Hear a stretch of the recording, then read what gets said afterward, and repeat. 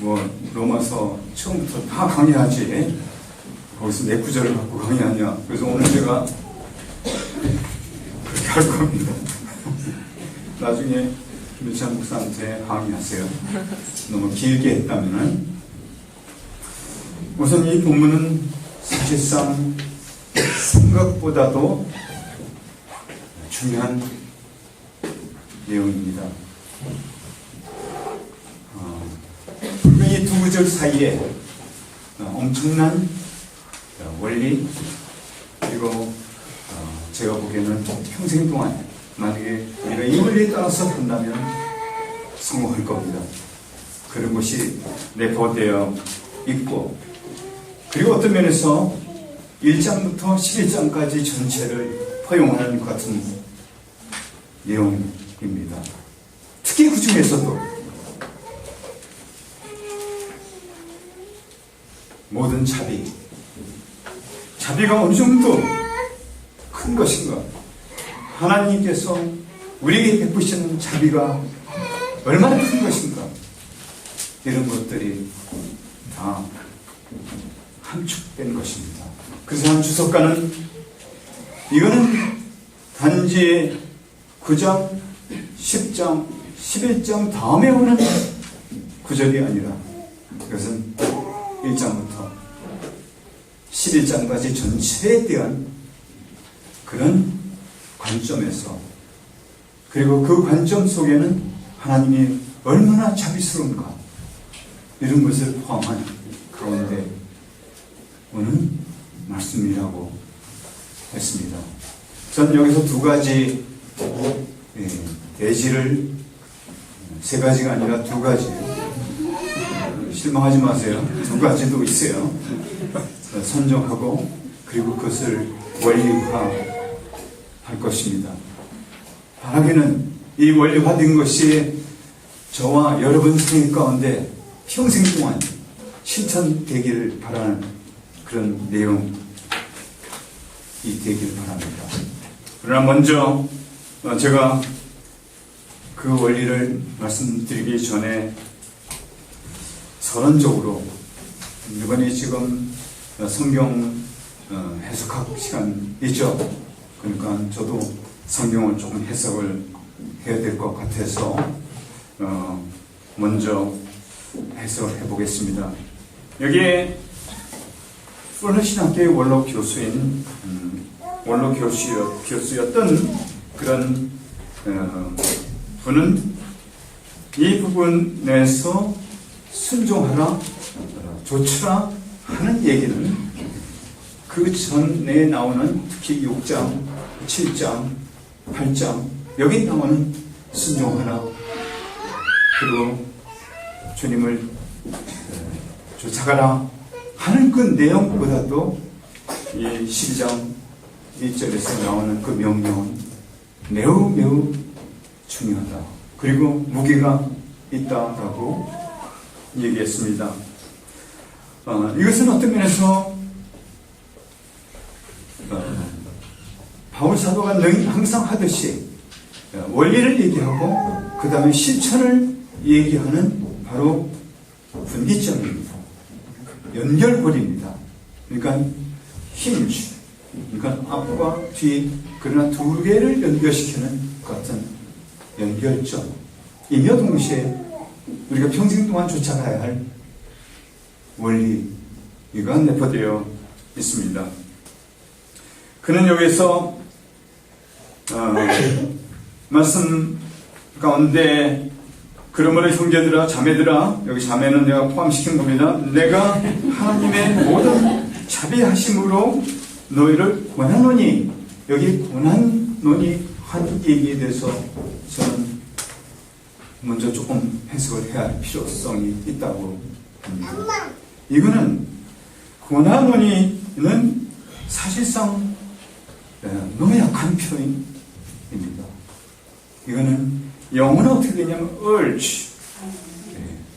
그러니까 이거는 강력하게 권한다, 이런 뜻으로 봐야만 될 것입니다. 우리말로는 사실 그런 표현이 한마디로 나오기가 힘든데 실제로 그 원을 본다면은 이것은 마치 병사들이 전쟁터에 나가기 전에 장군이 그들에게 격려하거나 권고하는 같은 마지막 연설.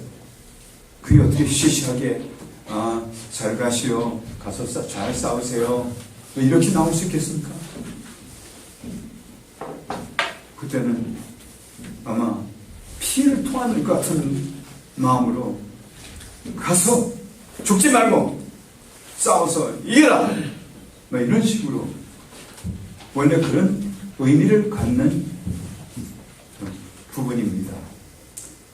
파라클레오라는 그거는 바로 고전 헬라어에서는 그런 의미로 무게 있는 것 같은 의미로 쓰여진 내용인 것입니다. 그래서 이 구절, 그러므로 형제들 자매들 내가 하나님의 모든 자비하심으로 너희를 권하노니 너희 몸을 하나님이 기뻐하시는 거룩한 산 제사로 드리라. 이는 너희가 드릴 영적 예배니라 한 그 부분, 이거는 그런 아주 중차대한 그런 명령에 속한다고 봐야만 되겠습니다.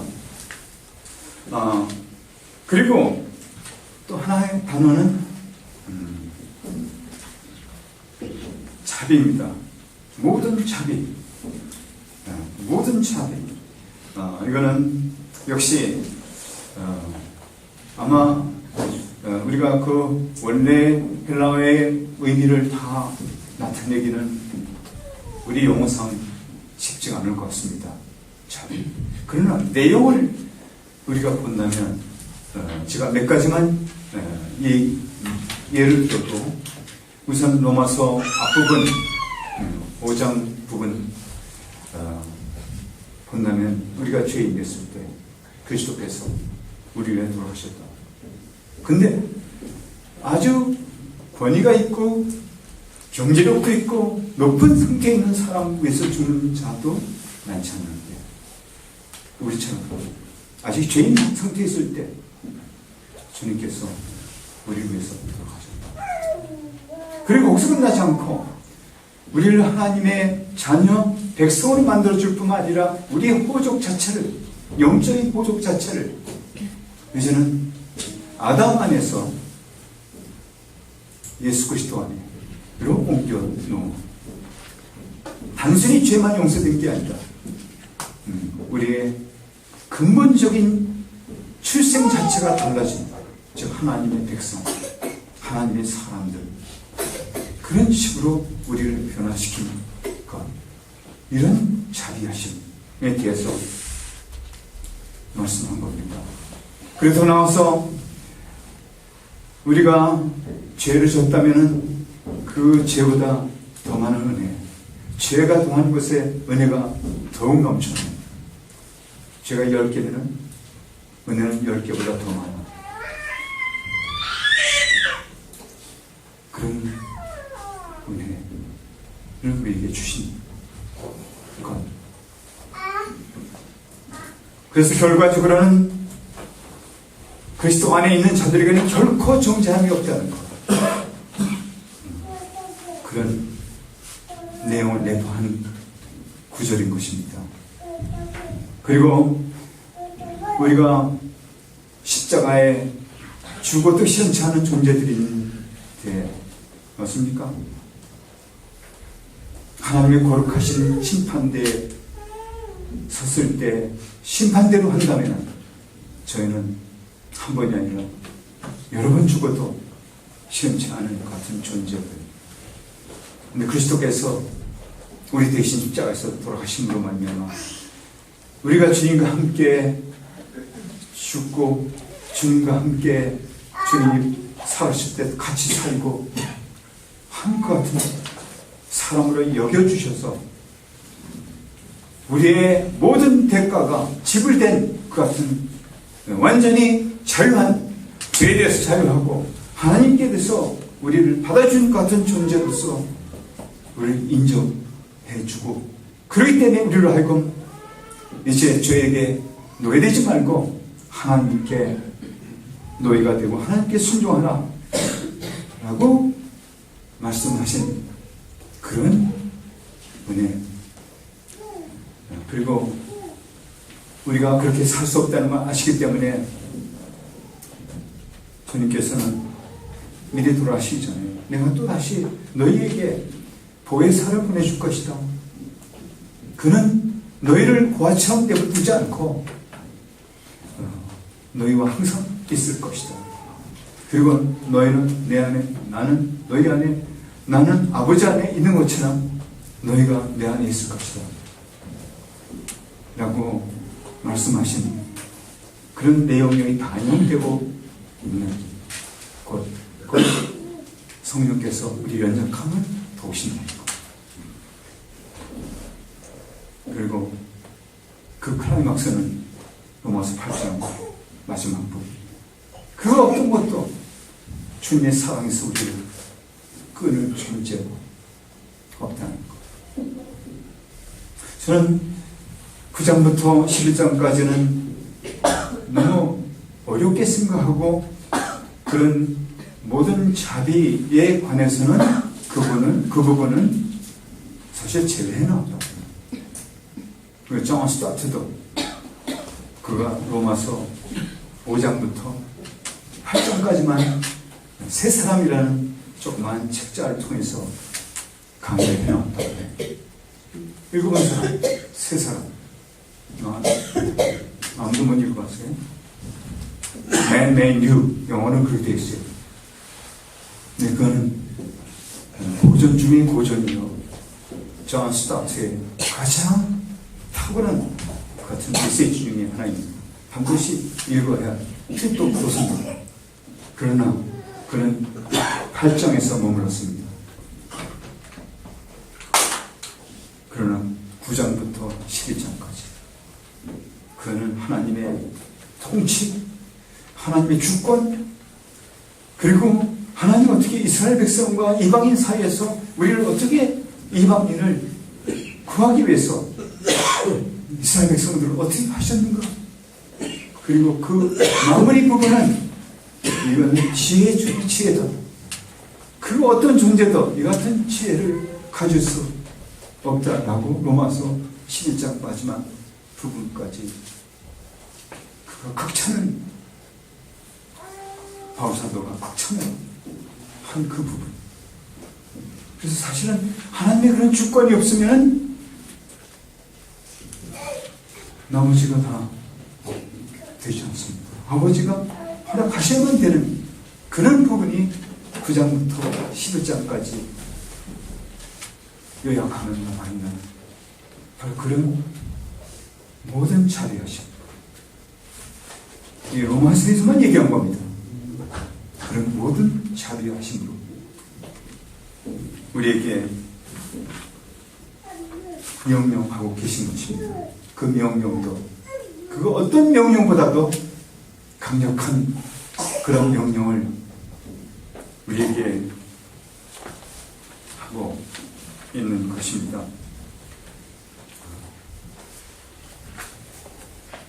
그는 한마디로 말해서 우리 자신을 거룩한 산 제사로 드리려 했는데 저는 이것을 철저히 헌신하라 이런 말로서 고쳐서 원의화하겠습니다.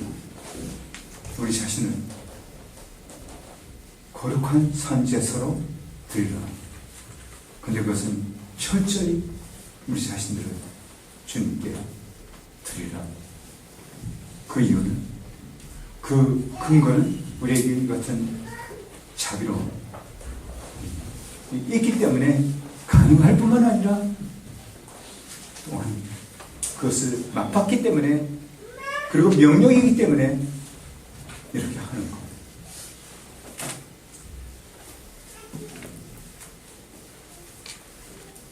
사실 이거는 구약의 내용을 연상케 하는 것인데, 구약의 제사는 어떻게 드렸는가? 짐승을 드렸죠. 근데 짐승을 어떻게 드렸습니까? 그것은 잘라서 반쪽을 내서 죽여서 드렸습니다. 피를 내서.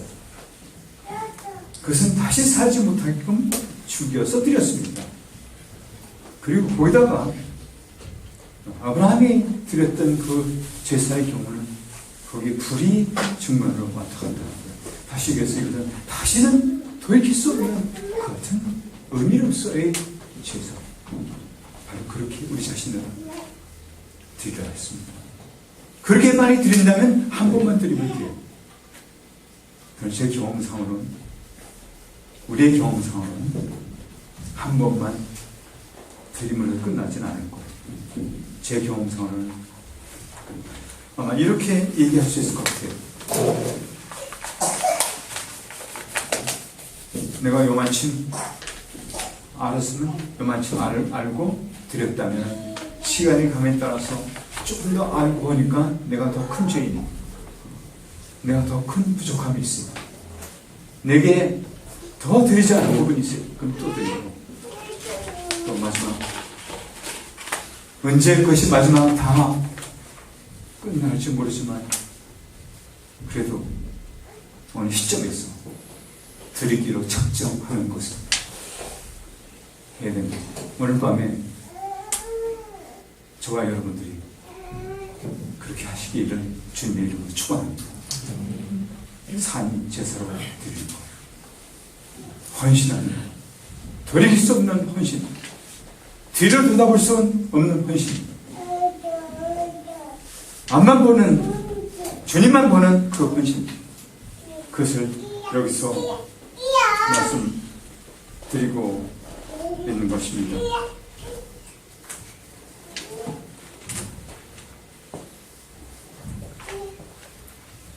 그것이 첫 번째 대지에 속하는 그런 내용입니다. 거룩한 산 제사로 드리라, 철저히 헌신하라, 순종하라, 그리고 거기서 돌이키지 말라, 단지 더 깊이 들어가라.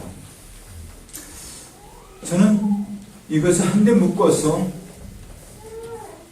단회적인 것으로 우리가 생각을 해도 괜찮다고 생각합니다. 왜냐하면 하나님께서는 우리의 속성을 아시기 때문에 우리가 드리기로 작정했다면 그것은 그 후에 계속해서 거기에서 팔로우업을 하는 식으로 해도 이미 방향을 전하는 거기 때문에, 만일에 우리가 그렇게 드렸다면 산제사로, 그리고 그것은 예배입니다. 하나님이 기뻐하시는 것입니다.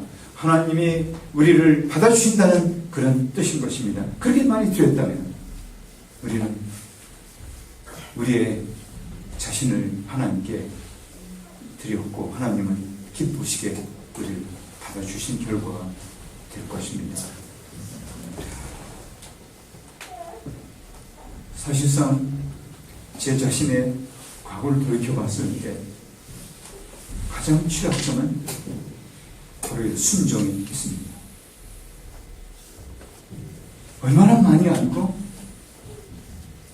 얼마나 성경을 오래 보고 한 것이 아니라 내가 과연 이렇게 드리고 순종을 얼마나 했는가가 얼마큼 중요한가를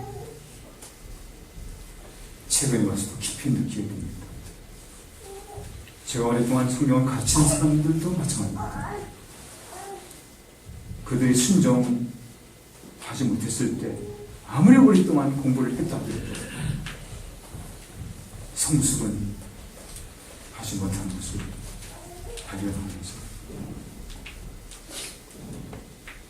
이 부분을 다시 한번 평가합니다.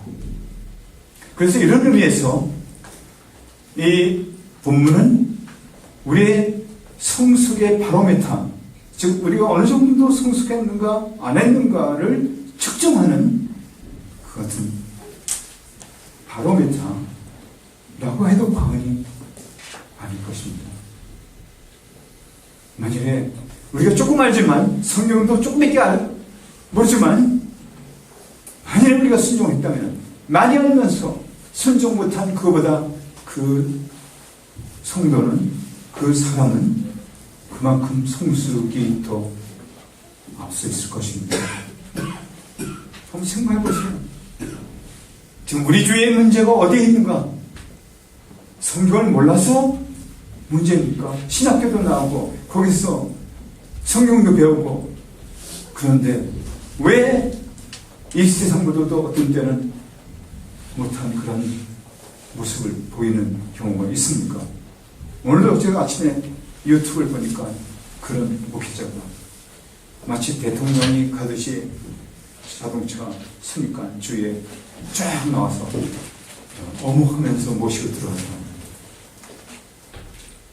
그게 세간에서는 비평을 받는 그런 분인데도 성경을 몰라서 그런 상태입니까? 성경을 어쩌면 순종하지 않기 때문에, 한번 순종하지 않고 편의상 목적의식을 있기 때문에 한 번 하고 두 번 하고, 마지막에 어디까지 갈지 저는 상상이 가지 않습니다. 그런 위험은 저에게만 있습니까? 여러분에게도 있습니다. 가장 좋은 방법은 처음부터 이 본문처럼 영적 제사를 우리가 순종함으로써, 돌이킬 수 없는 순종함으로써, 산 제사로서 하나님의 모든 자비하심을 힘입어서, 그리고 그것을 느끼면서 그것을 삶으로 체험하면서 그 방향으로 가기로 돌아서면서 다시 돌이키지 않는 그 삶을 사는 것, 그밖에 우리의 안전한 영역은 없을 것입니다. 그래서 여러분들이 얼마 남았죠? 떠나가서 많은 사람들이, 여기서처럼 교수님들이 다 이렇게 보고, 저 사람 얼굴 보니까 오늘 기분이 나쁜 것 같아, 얼굴 보니까 죄도 좀 있는 것 같아, 여기 예언하는 사람도 있을 거예요. 교수님들 중에, 우리 스태프들 중에 예언의 은사가 있어가지고, 저 사람 오늘 불쌍했구나, 그런 것이 있는 동안은 행복한 겁니다. 그러나 이제 여러분들이 떠나가서 아무도 보지 않는 가운데서, 그리고 우리 죄성은 하나님의 자비하심으로서 용서됐고, 또 계속 그것을 조절할 수 있는 힘도 주셨지만, 내가 주님께 마지막으로 드리고 싶은 그것을 억제하고 드리지 않음으로 말미암아 계속해서 그것이 자라게 되면 우리가 어디까지 갈 것인지 예측 불가합니다. 예측 불가해요. 저는 좀 오래 살았습니다. 근데 오래 사는 것에 대한 축복도 있지만, 오래 살았기 때문에 찔긴 면도 있습니다. 부부싸움을 해도 찔기게 반드시 내가 이겨야 되게 싸움인데, 그 대상도 오래 살았기 때문에 다 내 책임이에요, 사실. 그 대상이 누군지 모르지만 찔기게 된 거는 다 내 책임이에요. 하나님께서 가정의 머리가 된다는 것은, 그는 그냥 그대로 둥실둥실 떠다니라고, 가마 타고 다니는 것처럼 타고 다니라고 머리 삼은 건 책임지라. 모든 잘한 것은 구성원들이 잘한 거고, 그 여자들 잘한 거고, 모든 잘못된 것은 자신 보고 책임지라고 머리라고 한 거예요. 근데 한 번 찔기고 두 번 찔기고 한다면 걷잡을 수 없게 됩니다. 처음부터 드리고 그 다음에도 드리고 해야 됩니다. 여기 여자들은 딱 천사들이기 때문에 말할 게 없을 거예요. 여자는 유혹도 안 받고 아마 그럴 것 같아요. 여자가 되보지 않아서 잘 모르겠는데 남자들은 내가 알아요. 왜냐하면 나와 비슷한 남자이기 때문에. 남자들은 아마도 여자들보다 더 쉽게 유혹을 받을 수 있고, 그리고 여자들은 몰라요. 하지만 남자들은 자기가 이렇게 살다 보면은 자기의 생리에 딱 맞는 그런 사람이 한 사람 있을 거예요. 그리고 평생 또 한 번은 경험했을 거예요. 누구 얘기냐고 물어보지 마요. 만약에 내가 그것을 미리 차단해서 하나님 말씀대로 살기로 자신을 산 제사로 주님께 드리지 않았다면 위험합니다. 위험해요. 그리고 계속 드려야만 되고, 오늘 밤에 이미 드린 사람도 확인하고 드리지 않은 사람은 드리고 해서 일단 이 말씀에 순종하게 되기를 주님의 이름으로 권고합니다. 두 번째로, 이 본문 말씀 가운데는 너희는 이 세대를 본받지 말고 오직 마음을 새롭게 함으로 변화를 받아 하나님의 선하시고 기뻐하시고 온전하신 뜻이 무엇인지 분별하도록 하라. 이거는 평생 동안 우리가 진행해야 할 레시피는 드린 다음에 끝나는 게 아니라 평생 동안 이 세대를 본받지 말고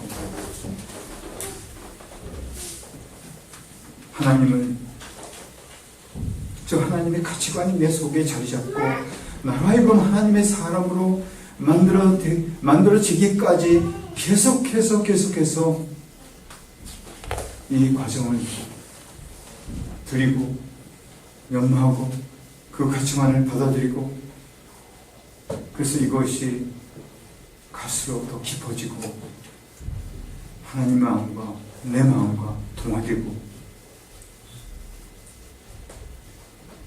시간이 갈수록 그것은 더 심화돼서 나는 잘 모를지라도 다른 사람이 봤을 때 저 사람은 하나님의 사람이다.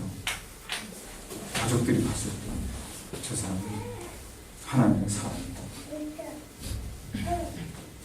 그리고 그런 사람을 가르쳐 성서적인 세계관을 가진 사람이라고 말합니다. 세계관이 무엇인가 그 자체를 깨달은 것이 되는 게 아니에요. 실제로 그 세계관이 내 속에 일어나야 되는, 그래서 내가 하나님의 가치를 가지고 이 세상도 보고 부부도 서로 그렇게 보고 형제 자매도 그렇게 보게 되고, 그리고 모든 사람을 향해서 그렇게 보고 어떤 결정도 그런 관점에서 내리고,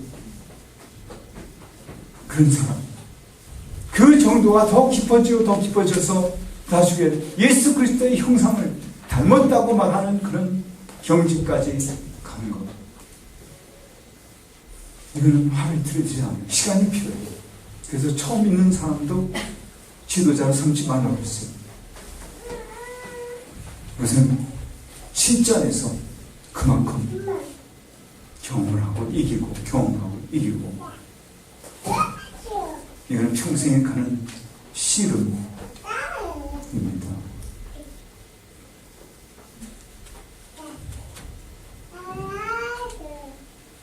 이런 이 두 가지가 합쳐져서 실제 하나님의 사람이 어떻게 살아야 되는가에 대한 레시피가 되는 겁니다. 지금까지 문제가 있었다면, 누가 문제 기독교 지도자로서 혹은 선교사로서 문제가 있었다면 이런 공식에 따라서, 이런 원리에 따라서 자기의 삶을 조성하지 못했기 때문에 랜덤 닥치는 대로 어떤 때 은혜 받으면 하고 은혜 받지 않으면 안 하고 뭐 이런 식으로, 혹은 이런 원리 자체를 생각하지 못하고 지속적으로 이것을 연마해 나가지 못한 결과인 것입니다. 그래서 형태로 봐서, 지혜로 봐서는 어른이지만 영적으로 봐서는 어린아이, 성인아이, 그런 상태예요.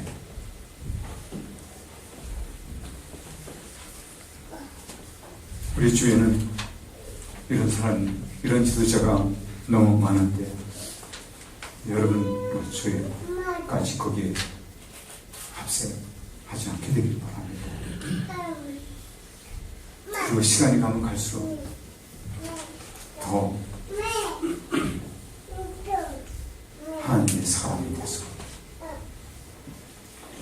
너 하나님의 사람아 하고 바울 사도가 디모데전서에서 지칭했습니다. 그보다 더 큰 칭찬이 있겠습니까? 여러분 식구가, 여러분 자녀가, 우리 아빠는 하나님의 사람입니다. 남편이 아내를 소개하면서 내 아내는 하나님의 사람입니다.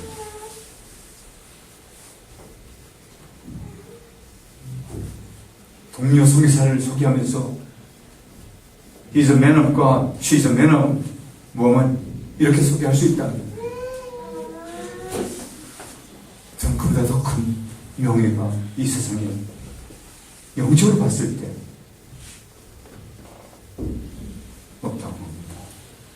바울 사도는 디모데를 향해서, 아직도 젊었을 거예요. 디모데전서가 쓰여진 때이었기 때문에 젊은 청년은 속할 거예요.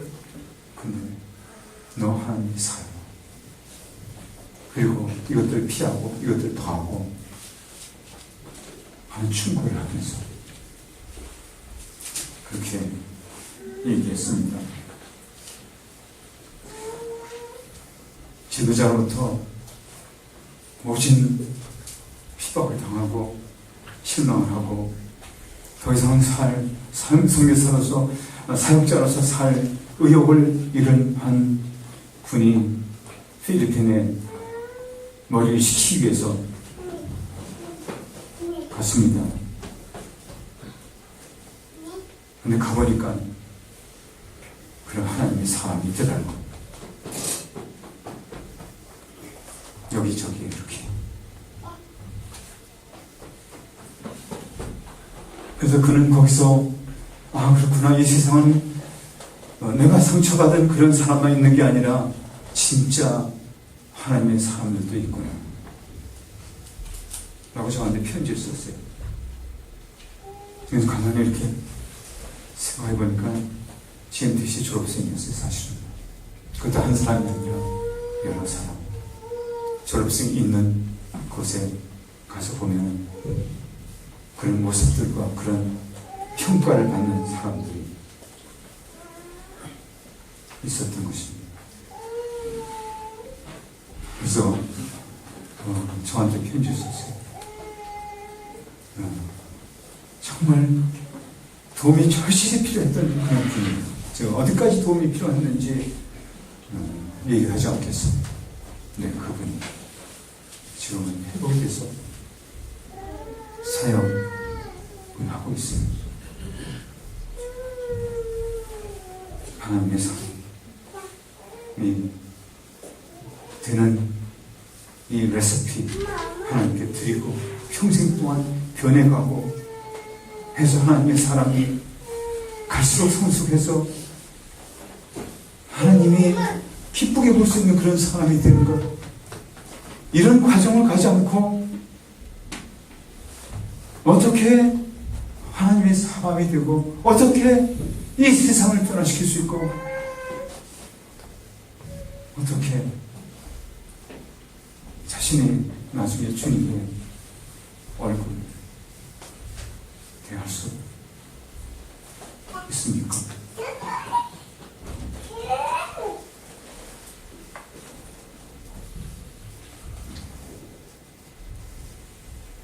아마도 우리가 보지 못하는 그런 하나님 사람이 많을 거예요. 교인 중에도 너무 겸손하기 때문에 자신이 하나님의 사람이라고 광고하지 않고 7,000명 숨겨둔 그런 경우처럼 할 거예요. 근데 우리가 거기 합세했으면 좋겠습니다.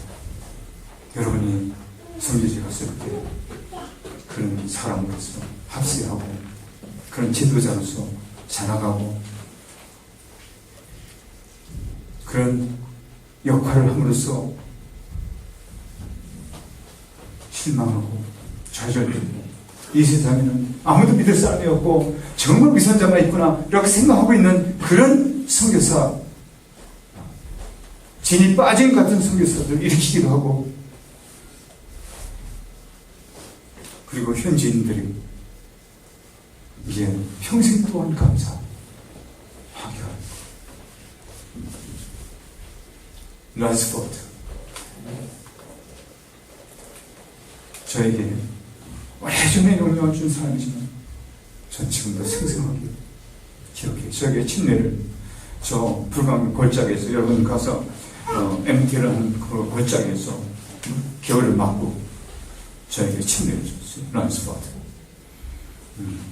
그는 교만하게 생겼어요.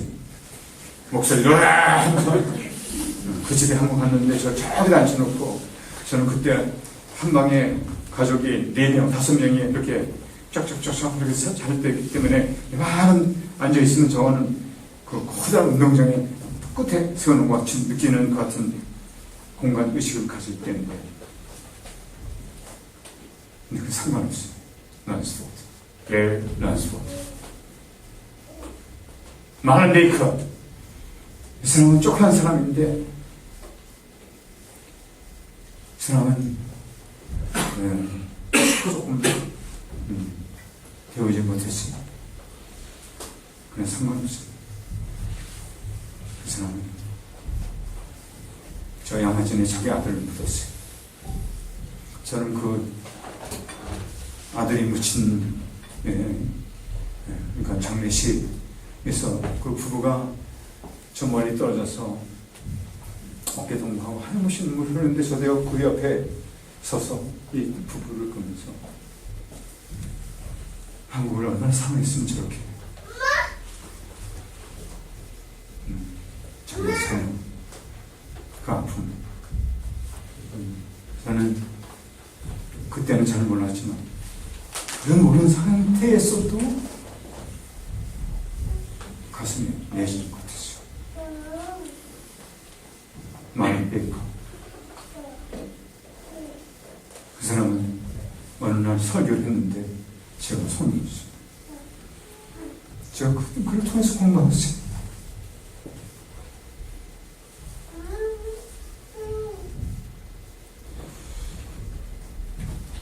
하나님의 사랑의 끈.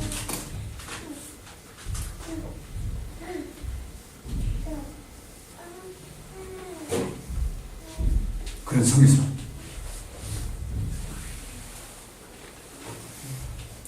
제이비 크라우스. 그는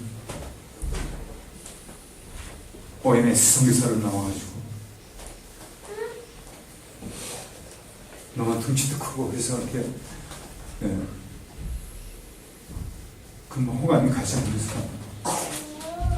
그런 그 속에 하나님을 사랑하는 마음이 있어요. 자기를 희생하고. 그리고 저희와 같이 군인 전도를 몇 년 동안, 그래서 아마 수천 명을 전도하는 같이 다니면서 사역하면서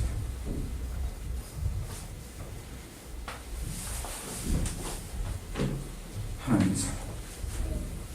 그때 같이 간 사람 중에 한 사람이 장로님이에요. 김장로님.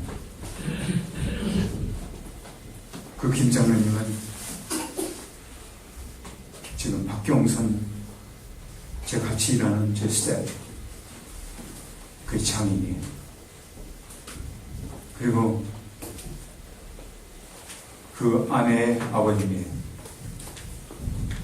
김장님. 그는 운전하면서 영화 상영하고 그런 것만 했어요. 그렇지만 그는 하나님의 사랑이었어요.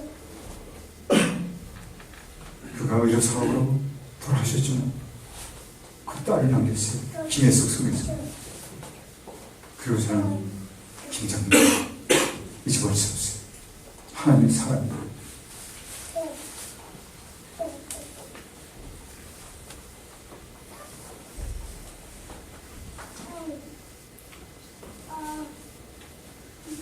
그런 사람이 돼야 합니다. 이 세상을 변화시키는 사람, 그런 사람들이에요. 어디 가든지 우리 자신들이 이 메시지에 따라서 그리고 세계관이 계속해서 변하고 어디까지 걱정 마시고 끝까지 가시고요. 하나님처럼 끝까지 가라고요. 그래도 하나님처럼 되지 않을 테니까 걱정하지 말고 우리 모두가 그런 마음으로 평생을 살면서 우리 주위에 우리가 부닥치는 사람들은 하나님을 깨달을 수 있도록 하나님과 만날 수 있도록 그게 바로 하나님처럼 사는 사람이다. 그런 말을 들을 수 있도록 여러분 평생 동안 이 원리에 따라서 또 변하고 또 변하고 그런 사람으로서 가까이 가면 갈수록 형명하는 그리고 가치가 있는 그런 사람이 되기를 주님의 이름으로 축원합니다. 같이 기도하겠습니다.